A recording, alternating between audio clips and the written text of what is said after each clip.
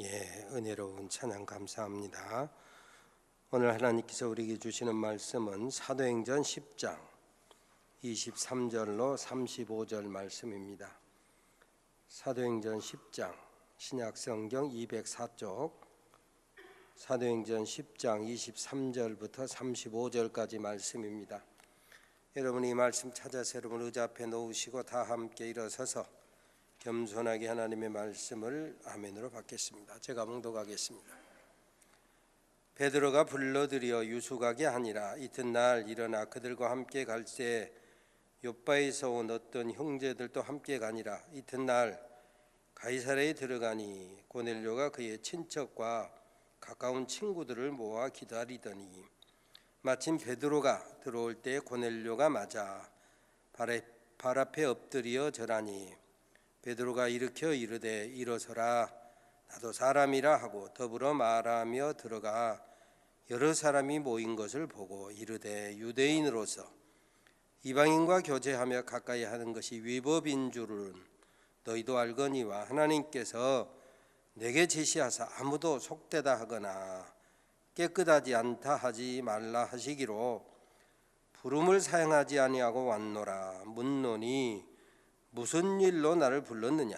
고넬료가 이르되 내가 나흘 전 이맘때까지 내 집에서 제 구시 기도를 하는데 갑자기 한 사람이 빛난 옷을 입고 내 앞에 서서 말하되 고넬료야 하나님이 내 기도를 들으시고 내 구제를 기억하셨으니 사람을 욥바에 보내어 베드로라 하는 시몬을 청하라.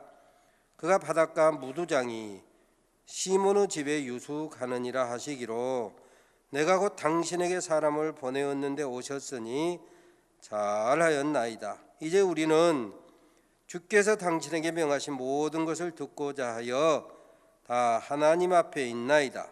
베드로가 입을 열어 말하되 내가 참으로 하나님은 사람의 외모를 보지 아니하시고 각 나라 중 하나님을 경외하며 의를 행하는 사람은 다 받으시는 줄 깨달았도다. 아멘. 이 말씀 하나님의 말씀입니다. 앉으시기 바랍니다.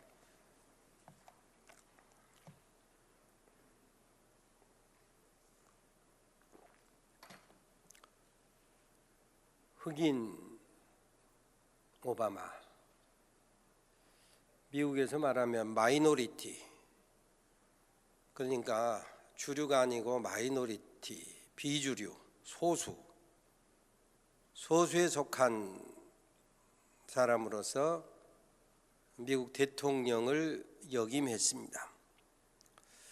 이처럼 미국에서 각종 차별이 그러니까 법이나 제도 이런 형식적인 면에서는 다 철폐가 되었음에도 불구하고 여전히 미국의 주류 사회는 우리가 아는 대로 와습, WASP, 화이트, 앵글로색슨 프로테스탄트, 백인이고 앵글로 섹슨 계열의 개신교도가 미국의 주류 사회를 이루고 있다 이것입니다. 물론 요즘은 앵글로색슨은 좀 퇴색하고 화이트하고 프로테스탄트가 여전히 미국의 주류를 형성하고 있습니다. 동양계 미국인 혹은 아프리칸 아메리칸 중에서 미국 사회에 당당히 주류 사회에 진입해서 이름을 날림에도 불구하고 여전히 그들에게는 넘사벽이 있습니다. 나름 주류 사회에 진입하고 했다고 자부하는 한국계 미국인들이 쓴 책이나 글이나 기사를 인터뷰를 보면 그들의 호소를 보고 듣고 읽다 보면 피부색이 다른 것만큼 극명하게 다른 것을 인정하고 그것을 차별이라고 여기지 말고 다름으로 수용하는 것이 피차 현실적이지 않는가 하는 그런 판단이 들 때가 많습니다.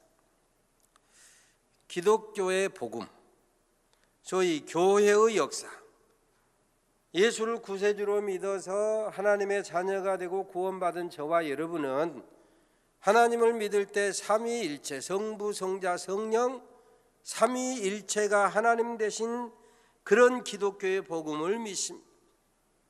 하지만 그냥 아웃사이더, 밖에서 종교학으로 볼 때 기독교 하면 기독교의 창시자 유대인 예수, 그리고 기독교의 제2인자 하면 사도 바울. 그래요.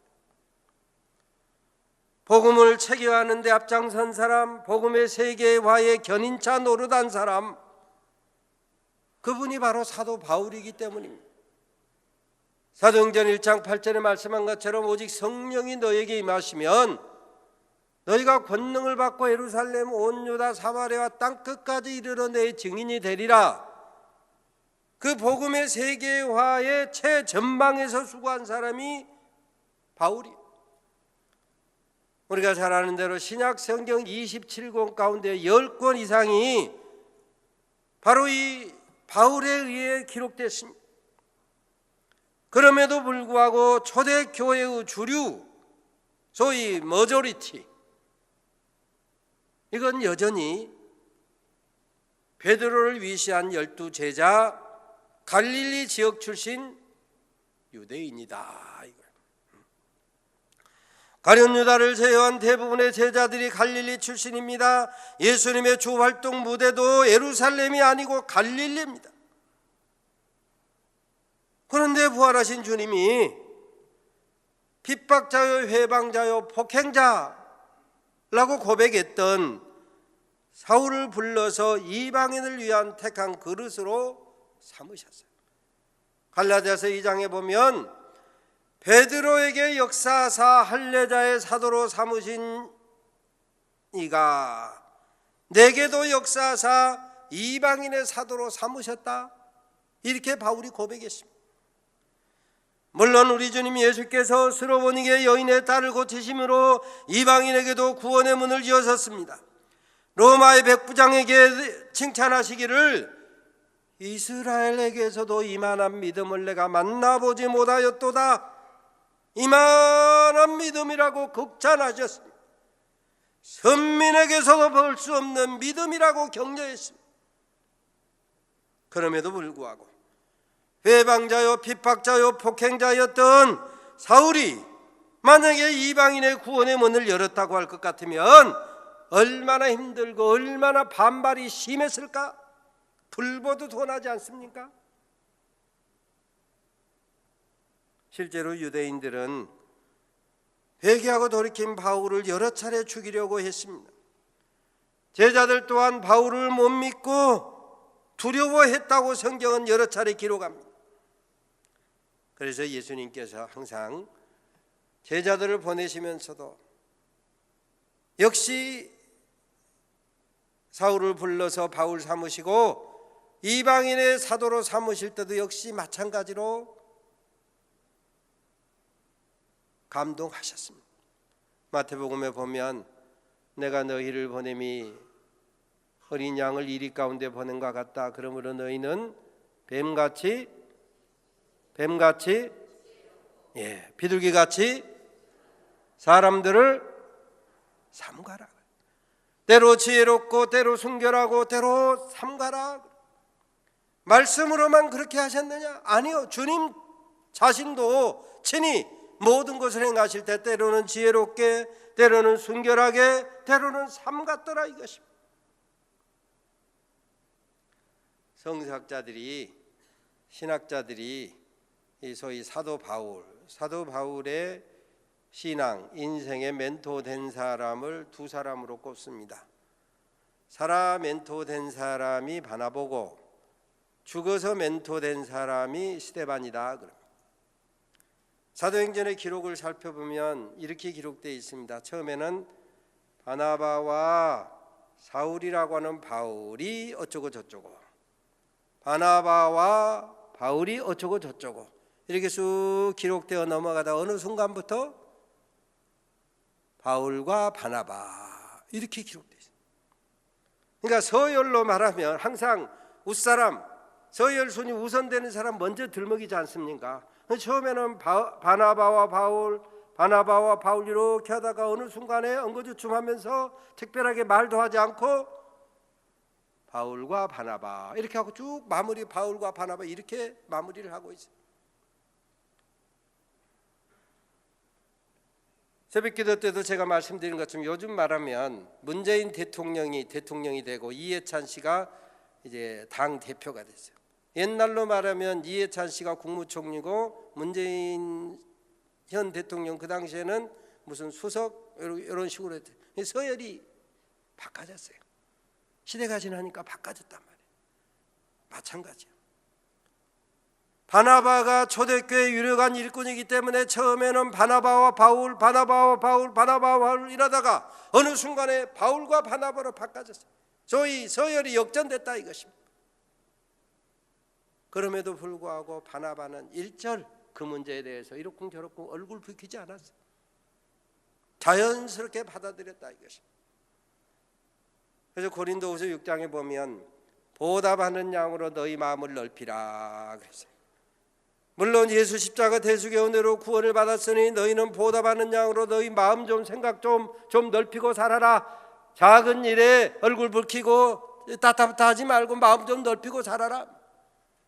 그런데 그때마다 생각해 보면 사도 바울이 바나바를 생각하지 아니할 수 없어. 아하, 서열로 말하면 내 사수였는데 사수가 조수로 밀려나도 일절 그것에 대해서 이러쿵저러쿵 따따붙다 하지 않나. 아하, 그래서 바나바가 일생 사도 바울에게 있어서는 정신적인 리더십의 모든 면에서 멘토였다 이것입니다. 동시에 스데반은 죽어서 멘토다. 자기가 죽이는데 앞장섰잖아요. 돌로 먼저 쳤잖아요. 가편투표에 먼저 죽이자 하고 찬성투표 던졌다 이것입니다. 그런데 나중에 사도행전에 기록된 것을 보면 스데반이 죽을 때 얼굴이 천사와 같았더라. 그걸 누가 목격했겠습니까? 가장 가까이서 죽인 사도 바울이 봤을 거 아니에요. 그게 떠나지 않는 거예요. 그래서 누가가 사도 바울의 수행원이고 주치의요.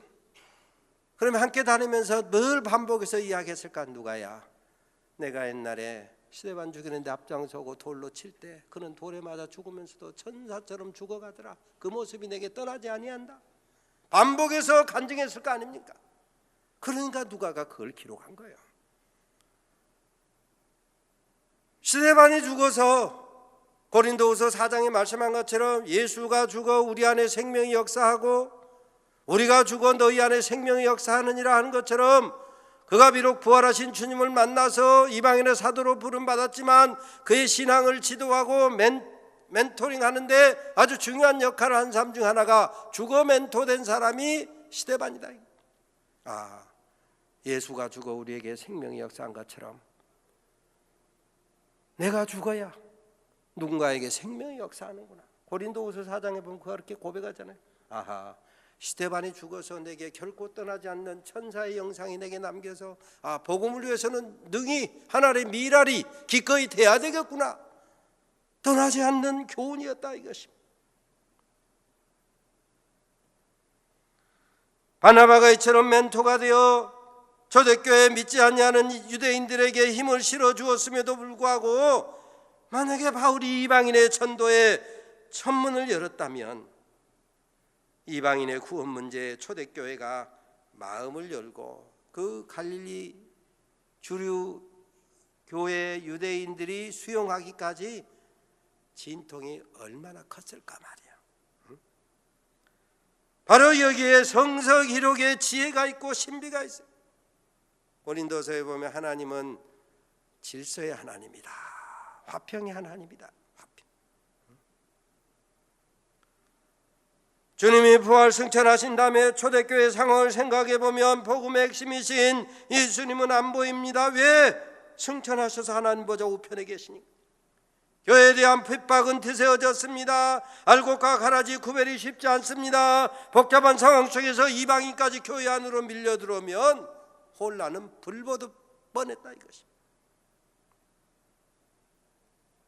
더군다나 그 혼란의 단초가 한때 핍박자, 폭행자, 회방자였던 사울이었다고 할 것 같으면 얼마나 복잡했겠느냐. 그래서 질서의 하나님은 제자 중에 으뜸인 베드로를 들어서 고넬료와 그 친지들을 구원해내신 거예요. 그렇습니다. 때로는 지혜롭게, 때로는 순결하게, 때로는 삼가고, 때로는 질서 있게, 때로는 화평 중에. 이게 성서의 방법이요, 성서의 방법. 물론 당연히 오늘 우리가 본문에서 배울 것은 이방인도 구원받아야 된다라고 하는 거예요. 피부에 관계없이, 언어에 관계없이, 문화에 관계없이 만민을 구원하시는 것이 하나님의 뜻이다. 하나님은 모든 사람이 구원을 받으며 진리를 아는 데 이르기를 원하시느니라.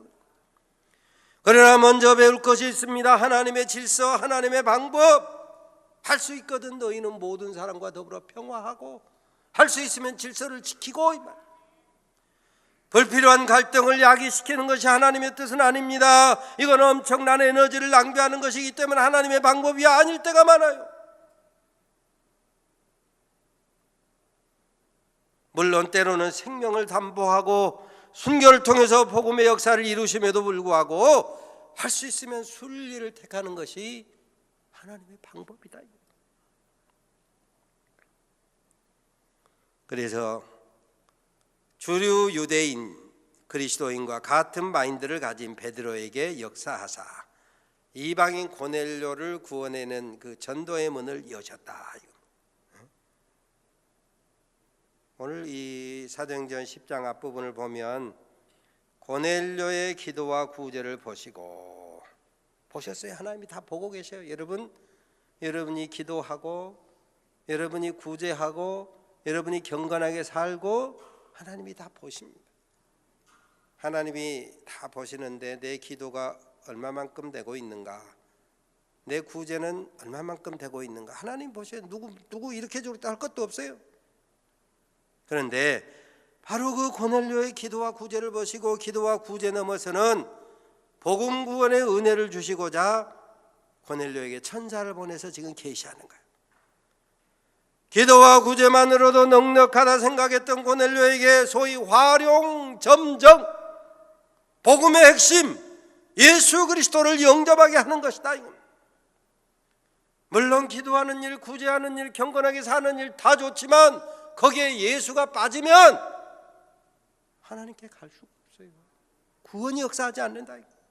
그래서 화룡점정, 기도와 구제 그 너머에 예수 그리스도를 영접할 수 있도록 전도의 문을 여셨다. 복받은 고넬료, 은혜 입은 고넬료가 어떻게 합니까? 천사의 계시 따라서 종들 중에 경건한 사람을 뽑아서 베드로가 있는 요바로 보내는 거예요. 아무나 보냅니까? 아닙니다. 경건한 사람을 뽑아서 보내는 거예요. 누구 보내느냐, 누구를 통해 듣느냐, 이것이 생사 화복을 좌우할 때가 많습니다. 여러분, 바로 이 고넬료의 축복을 배우고 닮아가시기를 주의 이름으로 축원합니다. 그래서 여러분의 기도도 구제도 여러분의 순종도 다 하나님 앞에 상달될 뿐만 아니라 더 귀한 은총, 축복을 입게 되시기를 주의 이름으로 축원합니다. 고넬료만 순종하면 끝입니까? 아니요. 또 다른 파트너 베드로도 순종해야 됩니다. 손바닥이 마주쳐야 소리가 나지. 베드로 역시 지붕에 올라가서 기도할 때 비몽사몽간에 환상이 보입니다. 시장한데 하늘에서 네 귀에 달린 그릇이 내려옵니다. 유대인의 정결 예법에 따르면 부정한 것들이 거기에 있어요. 짐승들 기는 것, 나는 것 중에 부정한 것들이 가득 들어있어요. 그런데 천사가 잡아먹으라 합니다. 아니 이보시오, 나 유대인 정결 예법 지키는 사람으로 그 부정한 거 어찌 먹어요? 못 먹습니다. 아닙니다. 하나님이 깨끗하게 했는데 네가 왜 속되다 하느냐? 잡아먹으라. 3번 반복해서 환상이 보입니다. 도대체 무슨 뜻일까? 어떤 계시가 있을까? 그 문제에 대해서 고민하고 생각할 때 고넬료가 보낸 사람들이 옵니다. 그리고 성령께서 말씀하십니다. 의심치 말고 함께 가라. 한번 따라서 합니다. 의심치 말고 함께 가라. 의심치 말고 함께 가라. 내가 보내었느니라.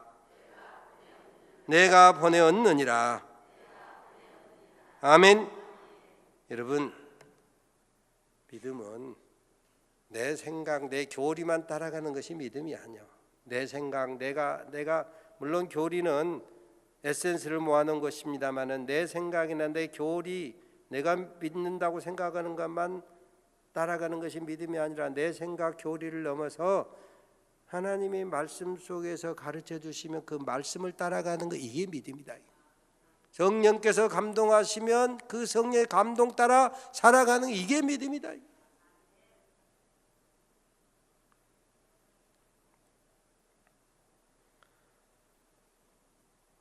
그들이 와서 보고합니다. 백부장 고넬료는 의인입니다. 하나님을 경외하는 사람입니다. 유대 족속의 칭찬을 받는 사람입니다. 천사의 지시를 받는 사람입니다. 그래서 천사의 지시 따라서 고넬료가 당신을 청합니다. 고넬료가 보낸 종들의 이 대답을 듣고 베드로가 이제 그들을 따라가지 않습니까? 여러분, 좋은 친구 둔다는 거, 좋은 이웃 둔다는 거 이만큼 중요해요. 자문에 보면 사람이 그 친구의 얼굴을 빛나게 하느니라 그러지 않습니까? 좋은 친구, 좋은 이웃을 둘 때 얼굴이 빛나는 축복의 삶을 살 수 있다 이것입니다. 바라기는 우리 산돌 가족 모두가 피차 좋은 믿음의 동역자, 좋은 믿음의 사람들이 되어줄 수 있게 되시기를 주의 이름으로 축원합니다. 오늘 여기 베드로를 기다리는 고넬료 태도를 한번 보세요. 24절과 25절에 일가 친척을 다 모아두고 베드로가 오자마자 엎드려서 절호합니다. 우리가 지금 당신을 통해서 말씀하시는 하나님의 말씀을 듣고자, 복음을 듣고자 지금 하나님 앞에 있나이다. 바로 이것이 말씀 듣는 사람들의 합당한 자세예요. 사람의 말로 받지 않고 하나님의 말씀으로 받을 때 은혜가 역사하는 합당한 자세다. 베드로가 어찌 하나님이 될 수 있습니까? 결코 될 수 없고 되어서도 안 됩니다. 하나님을 참칭하는 것은 100% 종교 사기입니다. 그래서 베드로가 일어서시오, 나도 사람이요. 그렇습니다. 하나님은 결코 하나님의 영광을 사람에게 주지 않습니다. 이단 사이비 교수들이 하나님의 이름을 참칭하고 저주받은 종교 사기를 치를 때 사기를 치는 그 사람이나 따라가는 사람이나 둘 다 멸망을 받는다, 심판을 받는다.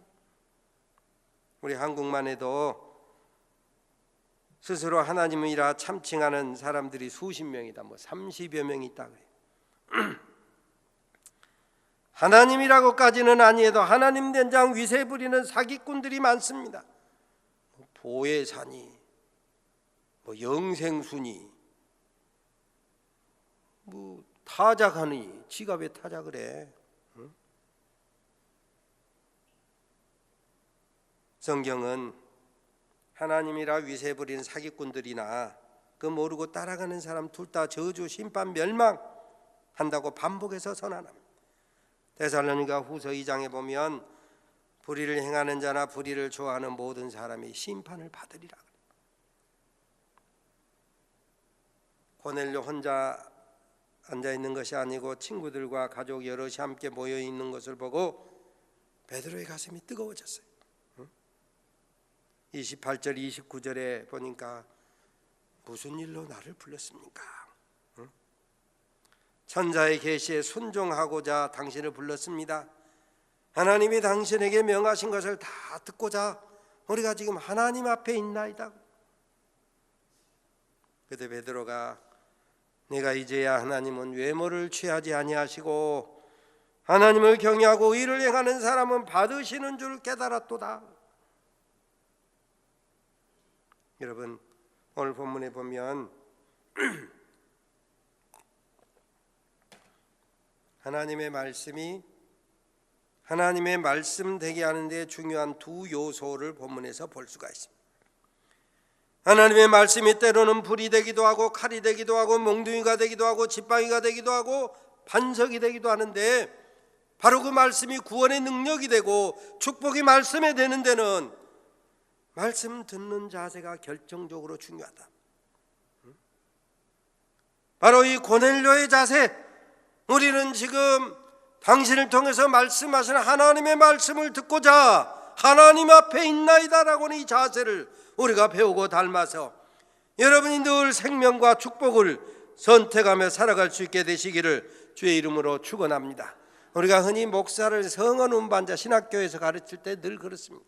그러면 성언 운반자니까 위세하고 하나님인 양 해서 되느냐? 아니요. 우리는 무익한 종입니다. 마땅히 해야 될 일을 한 것뿐입니다.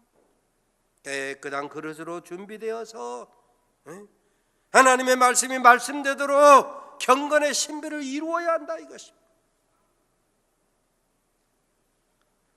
듣는 경우는 말씀의 지도자된 목사를 위해 기도하고 존경해 줘야 되고, 그래서 하나님의 말씀을 받듯 생명을 살리는 꼴로 아멘으로 받아야 하고, 전하고 선포하는 목사는 겸손한 하나의 미랄, 자기가 죽어져야 생명이 성도들에게 역사하는 것을 깨닫고 하나의 미랄이 되고 무익한 종임을 깨달아야 된다, 이것입니다.